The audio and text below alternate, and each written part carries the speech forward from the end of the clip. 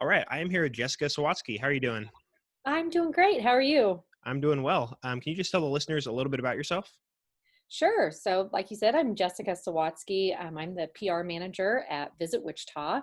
I've been in this role for about 4 years now, and a lifelong Kansan. Hmm. So I've always, born and raised here, but I grew up a little bit west of Wichita, in a small town called Haviland. Okay. Uh, Yeah. some may or may not know where that's at. And then went to high school in Pratt. So Okay. I always grew up west of Wichita, and Sure. Wichita was always to us, the place where we went to shop Right. and go out to eat. We didn't have, all the fast food and the restaurants and Right. things, and so it's always been, the place to go to do things. I have a lot of fun memories of coming over, riding a bus, and going on field trips, Right. and now I've lived here. I had to think about when I moved here in 2004, so I've been Okay. in Wichita for 16 years now. It's hard to Nice. believe. That's cool. Have you taken on a different perspective of Wichita since you took on this role in Visit Wichita? Yeah, I always thought that I knew Wichita pretty well. I always felt like Yeah. as a Wichitan, I knew my way around the city, and I knew quite a bit. And Hmm. then, I got in this role, and immediately, as the PR manager, one of the things that I do is I host, when we have travel journalists, and travel media coming into Wichita.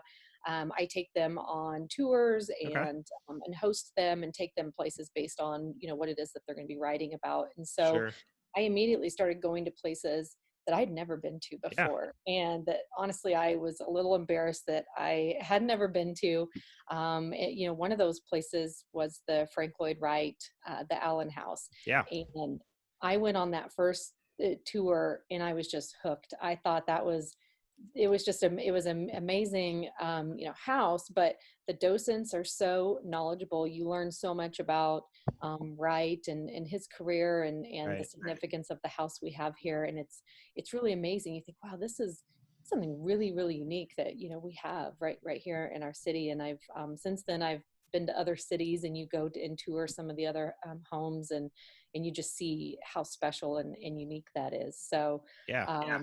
so that was kind of fun. And but in little things, I had never found the Wichita Troll Oh until yeah. Yeah. until I started working here. I always heard about it, and I one day I said, okay, this is ridiculous that I haven't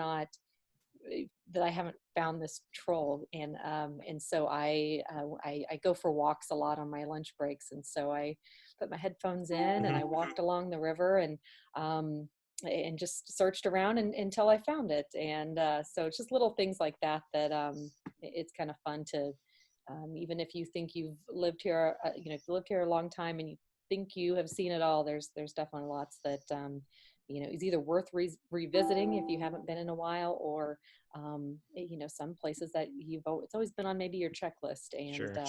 to get out and explore. Yeah, there's definitely a lot of stuff like that. I don't think for the longest time I knew where the troll was or that there even was a troll. And then I happened to be down at the keeper one time and kind of stumbled upon it. But that was really cool. That house is awesome. Yeah, I think there's just so many little things that don't think people realize are around here. Um, Yeah. I guess one question I had a follow up question on that was, does that happen often? The travel writers or other media writers, like you were explaining, do they come in town a lot?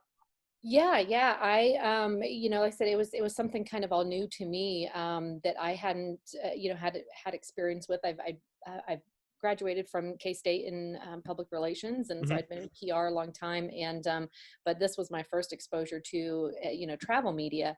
And there's so many that are looking for, hidden Yeah. treasures, stories that maybe haven't been told yet, places that might surprise people.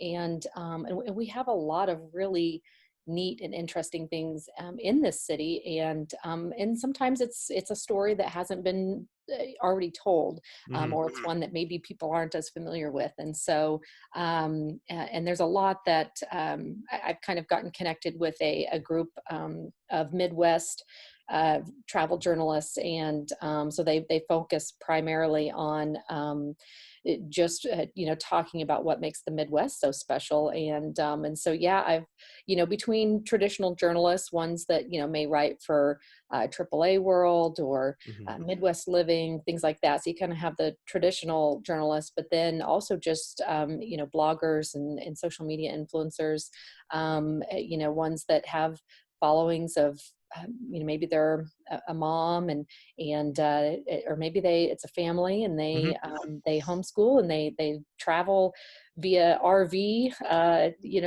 year round, and people follow them and just kind of they look to them to learn where are those family friendly places that we can take our Right. kids, and places that we can go on road trips. And so yeah, it's been a lot of fun. I've met a lot of really great people, interesting Hmm. people, and have had the opportunity to feature a lot of the great things that we have here in Wichita and things that people can do. Sure. That's really cool. Can we just take a step back and visit Wichita? Like, what is Visit Wichita? Kind of how's it funded? Just anything about Visit Wichita. Yeah. So, in really simply, Visit Wichita. Our mission is to bring visitors to Wichita, and then our funding comes from visitors that stay in our hotels. So Mm. we want to, attract people to Wichita, and they kind of fall in three buckets. So it might be a leisure traveler. So it might be that person that we kind of talked about. So someone who is looking for a road trip, or Hmm. looking for a weekend getaway, or it might be someone that's looking for somewhere to host a meeting or a convention. So Okay. there's the meetings and conventions. And then that third bucket is sporting events. So a lot of times, some of the things that people hear of, Visit Wichita being involved in and hosting, obviously the big name, NCAA, Hmm. but there's also been, we've been working with the U.S. figure skating to host some, twice now we've hosted some different events that they have brought in. And so those are kind of the three buckets Okay. that we look at. And so really, the more that we can drive people into Wichita, and that they're staying in hotels, that then is where our funding comes from. Okay, cool. Yeah, I wasn't sure if that was like city funded because I know there's several, I mean, Wichita kind of websites or groups, and so wasn't sure how that one fell. That's really interesting. Yeah. Yeah. I think it was the figure skating. My wife and I were at the airport. It was one of those events in January. Uh-huh. Yeah. Okay, I think we saw like a ton of like, I don't know, middle school girls or whatever age group that was with Yeah. like all their equipment and everything. But that was funny to see. Yeah. So how has kind of the pandemic changed things this year, kind of thrown a wrench in some of maybe the bigger events? Yeah, so 2020 was really a year that we were looking at as hosting.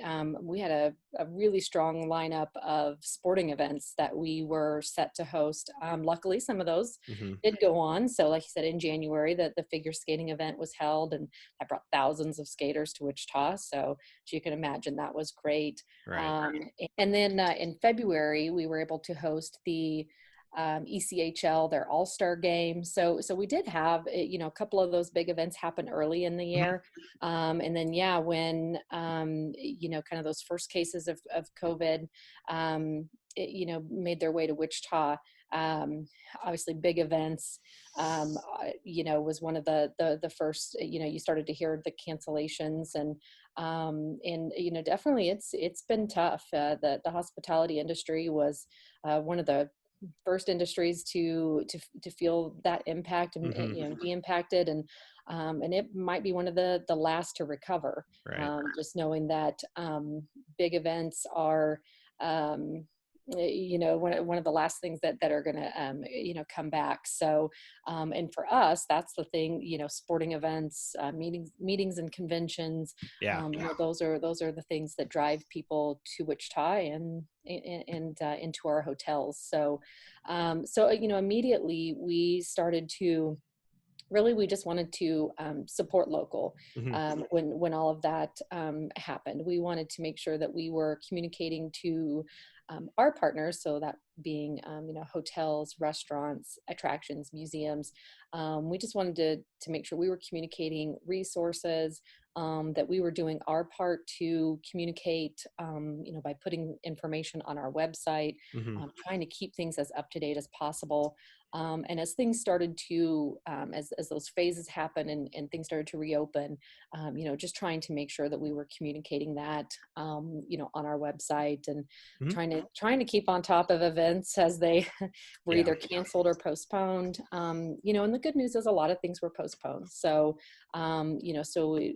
we will see those again, but maybe not when we originally had thought we would. So, Sure.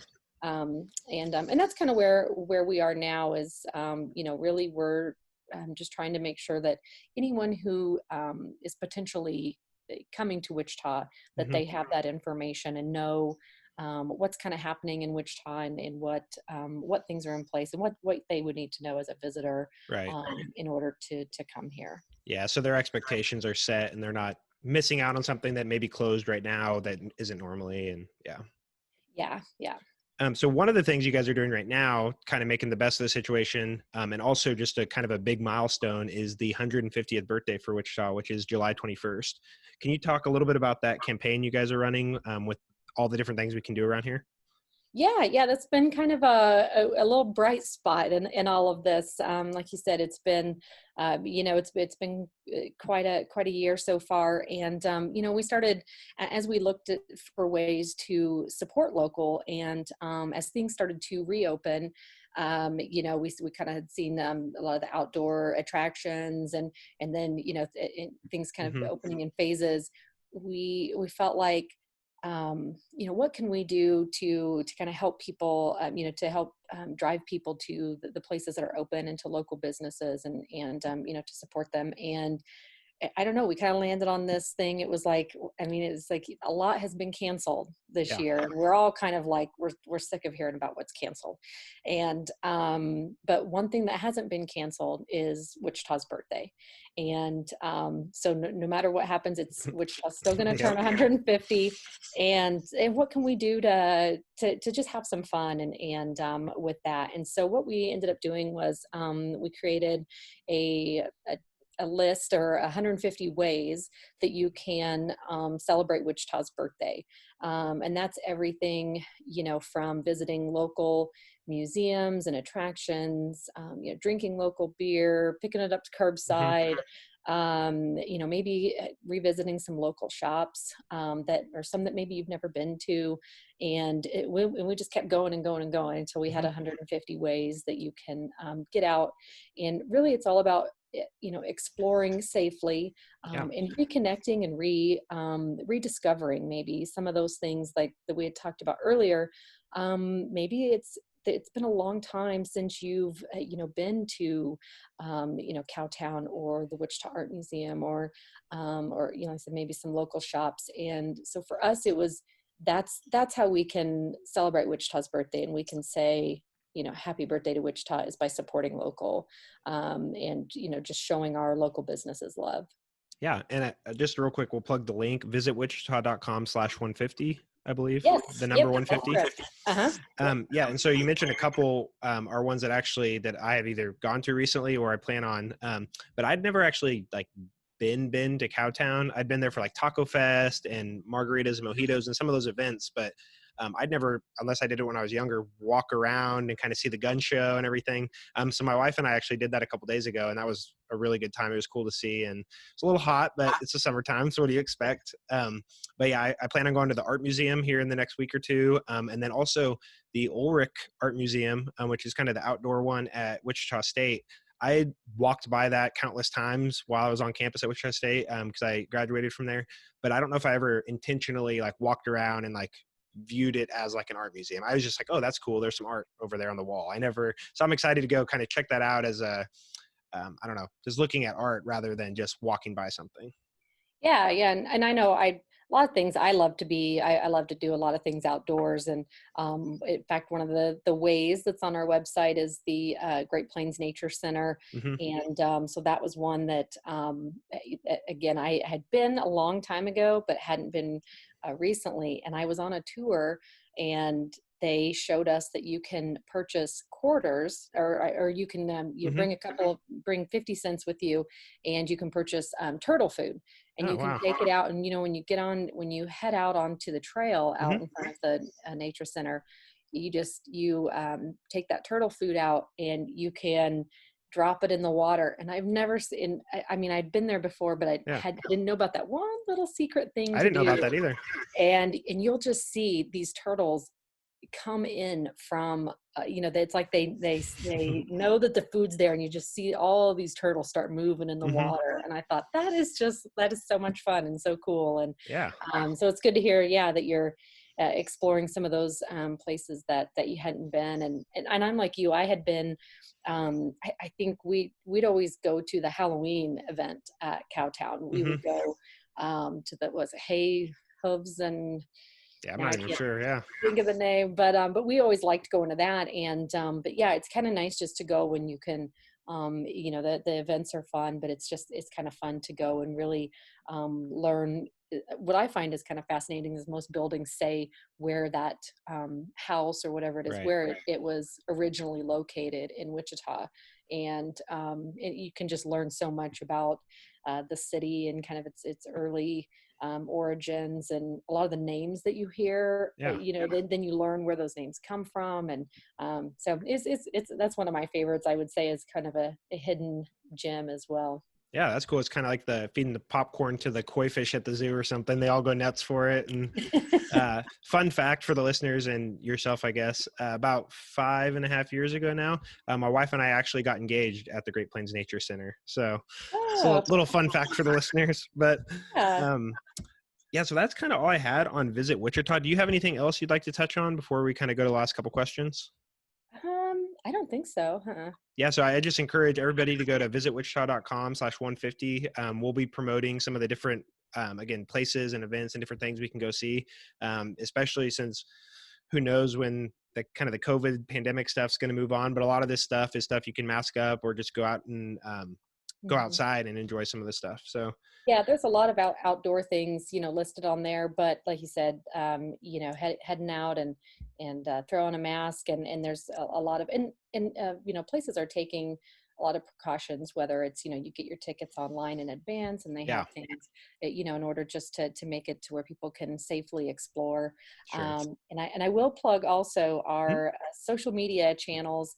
If you watch Facebook and Instagram and things, and check out, we are having some giveaways Yeah, associated with the Wichita 150 celebration that we're running right now. So everything from memberships to some of the attractions that we've been talking about, to just some really cool prizes. And so check that out, because you want yeah, to make I'll make sure sure to share those as well. Cool, to, that's to, awesome. to get on there and maybe win something cool.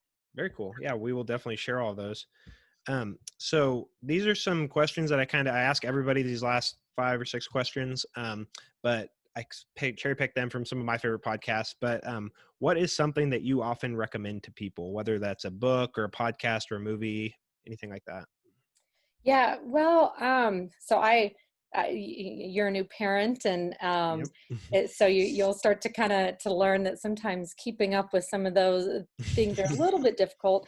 And I too have two young kids, and so keeping on top of like movies and things has been a challenge in the past few years. I watch a lot of Ice Age Oh yeah. and the Disney movies now. But one show that I hadn't watched, and I just recently watched it this year, is Parenthood.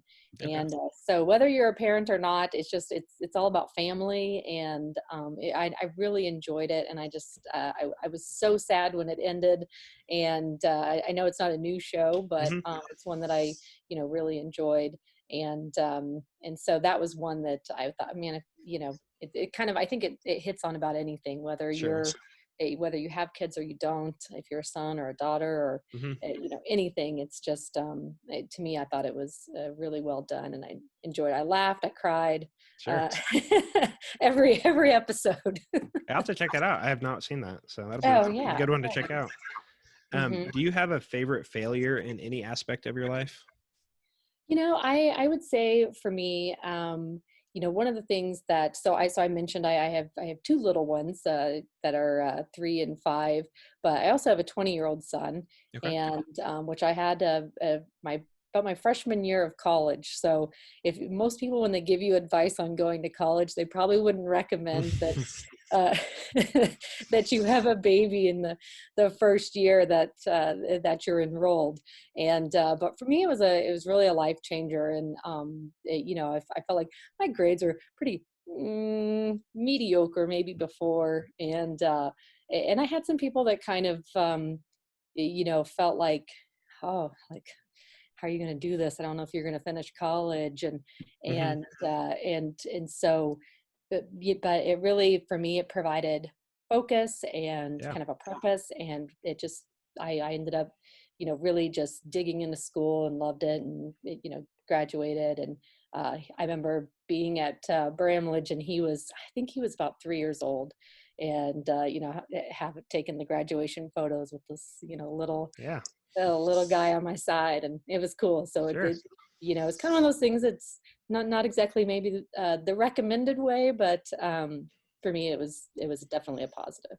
Yeah, I don't know if people would plan it that way, but I mean, it's definitely inspiring that, I mean, college is hard enough as it is. And I'm learning in the first 12 weeks, raising a kid is hard enough as it is. So combining the two, I'm sure was difficult. So I say that's inspiring that you could do both. Yeah, thank you. What is your definition of success? For me, I think, if it's a success, does it work for you? And does it work for, your organization, or your life? Everything isn't always, sometimes there's not a set path to things, but, Hmm. if it works for you, and how you feel about it. I mean, does it make you feel good? Not just a little bit good, but like, does it make you feel really good? So, if you've done something and at the end of the day, you think, I feel really good about that. Like, Hmm. we either helped someone, it was, that you learned something, whatever it is, at the end of the day, if you step back and you look at it, and you feel good, Yeah, about the outcome, and what you did or what you accomplished, then I would say that was successful. sure. Yeah, I love that. Do you have, this kind of ties into success, but do you have a life motto that you live by, or what is some of the best advice that you've ever received? I don't know. I don't really have, definitely don't, I don't know if that I have a life motto. One thing that was said to me early on in my career, and at the time I thought, oh, that's kind of strange. But, I had a owner of a company tell me, if you are emailing me, and you're still working at 10 o'clock at night, and things. And he says, well, that just tells me that you must not manage your time very well. Yeah. And I kind of, at first, when you're coming out of college, and you're in your first career, and you're doing anything that you want to impress people, and sometimes you kind of got that feeling that, oh, well, if I show that, I'm really dedicated. And so to hear that, I just thought, well, that seems kind of odd. And Hmm. then, but as you continue working in your career, and I do think that that's one thing I just always remember him saying that to me. And I really try, when I'm working, and I like to focus and spend my time wisely, and really Sure. work hard during the day. So that way, and in the evenings or on the weekends, I can do things with my family, and focus on connecting with my kids, and take them places, maybe we haven't been before, and we have a checklist of places that are kind of on our, Hmm. we need to go and do this list. And so, I like to kind of pull that out, and that way we have time to do those things. And you really do, because I think sometimes you have to work at that work life balance. Yeah. People talk about it a lot, and but I think you have to be conscious and really put in that effort to say, I mean, of course things come up, and there are certain times where that's not the case. But in the most part, if you can try to, like I said, Yeah. I always remember him saying that, and I try to work hard, so that later on you kind of have that time to spend with your friends, your family, or Hmm. whatever that you like to Yeah. do on on your free time. Yeah, absolutely. Do you have any, I don't know if actionable is the word, but actionable tips for either time management or the work-life balance? Because I know, I mean, one, my job, family, trying to juggle the podcast stuff. I know for me, it's difficult sometimes. So do you have any tips for that? I mean, nothing real sophisticated, but Mhm. just lists, Yeah. kind of at the beginning of that day, just kind of looking at, okay, what is it today that I've got on tap? And really, and being flexible. I mean, we know how that goes. Hmm. You have your list and you think, okay, this is what I'm doing today. And then it gets blown up by something. But, Oh, yeah. but having that there, and just, replying to, whatever it is, following up on it and replying to people. I think one thing in, my industry that I've really learned is, people really appreciate, just even if you don't have all the answers at that time, Hmm. I'll reply to them and let them know when I can get back to them. And then I put that on my, okay, that's got to be on my list. And so for me, it just really helps to have it written down, Hmm. so that you don't lose sight of things and you don't forget. But then it frees up your mind to where you say, okay, I have it on there. I'm not going to forget about it, but I really need to focus on these other things first. And then I can, get to that. So that way it just helps Yeah, to definitely. prioritize. Yeah, for sure. What is a habit that you've developed over the past few years that's most improved your life? One thing that I feel like keeps me, uh, you know, s- sane and just kind of, keeps my mental health fresh. One thing that I have just loved, probably even since I was 15 years old, is I love to run. Hmm. And so at certain times that's been more difficult for me to do, especially after having little ones. But I just find, man, even if I can just get in 20 minutes or 30 minutes, Hmm. I find running is just a way to keep my mind clear. And and it actually, sometimes I think, oh, I don't have time, I've got too much to do. But just taking that time to go do it, it's like, yeah, I don't know, something about it Yeah. helps me focus. And then, as you can see, I'm working from home Hmm. today. And so we're kind of staggering our work time in the office and at home right now. But one thing I've started doing since working from home is I've started making my bed every day. Yeah. And because I'm here, and I don't like looking at it. And you always hear that people give you that advice, right? That you should always make your bed Right. every day. And I definitely, between trying to, get around to work and get two little kids ready in the mornings and things, prior, I had never been one of those people. But recently I've started doing that, and it is actually, I think they might be onto something. Yeah. It's something about it that just kind of puts you in I kind of just feel a little bit more organized, a little bit more put together and ready to take on my day after that. So it's a new habit that I've started that I'm gonna have to try to keep up. Yeah, I think a lot of things like that may be cliche, but they're cliche for a reason. And I think a lot of people enjoy doing that because the world is chaotic, and that's like something so simple they can take 2 minutes and control the first thing in their day. So I think it's a Yeah. good habit. So the last couple are just about Wichita. So what is your favorite part of Wichita? And we kind of talked about it, but what's your favorite part, or what's a hidden gem that people might not know about? Yeah, I mean, I think we did kind of talk about a couple of hidden gems, and a couple of those I hit on, but one that I didn't was, I love the Sedgwick County the Historical Museum. Hmm. I love the building. When I take walks, I love to stop and take pictures of it. Hmm. Inside, it's awesome. I had no idea that there are 4 floors of stuff in there that you can go through I and didn't know learn that so much either. Huh? about Wichita. But that's one of those, if you haven't been there, I love going, and it's a beautiful building. And as far as just outdoor spaces, I said I like to go on walks a lot, so I like to walk up around the Keeper of the Plains, and Hmm. even when you kind of head north up that way. Sure. Um, and I'm a West Sider, so Mhm. I have to say I love the neighborhood we live in. It's kind of on the west end of town, and maybe it's one thing I love about Wichita is I think we have so many great things here and so many things to do. And, but my little neighborhood kind of feels like that small town Hmm. that I grew up in. And so I kind of have this nice little, it's kind of a peaceful place to retreat to. But I have so much at my fingertips to go Yeah. and explore. So that's one thing I really enjoy. Yeah, About definitely. Wichita. That is one thing I'm gonna have to disagree with you on. I grew up out in Andover, and I'm still an East Sider, so I'll probably be an East Sider till I die. But West Side But has we its can perks, come so together and yes, we love Wichita, regardless if we are exactly, East Siders or West Siders. exactly. Is there anything you wish Wichita had that it doesn't, or what would you improve about Wichita? I mean, I really do. Like I said, we have a running list of things that we want to do, and it's like we can't ever even find the time Right.